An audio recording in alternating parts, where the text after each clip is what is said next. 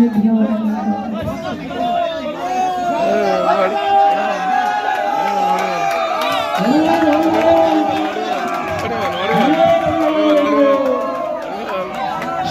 প্রসাদ নিয়ে যাবেন। আমাদের বিনীত আবেদন আপনাদের কাছে, সকলে প্রসাদ নিয়ে যাবেন।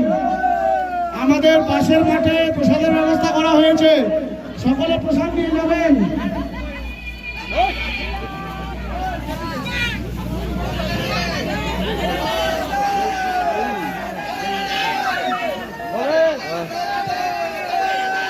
হ্যালো, সকল ভক্তদের উদ্দেশ্যে বলছি, সবাই প্রসাদ সংগ্রহ করবে।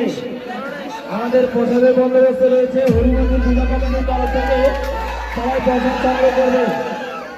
সকল ভক্তবৃন্দদের উদ্দেশ্যে বলছি।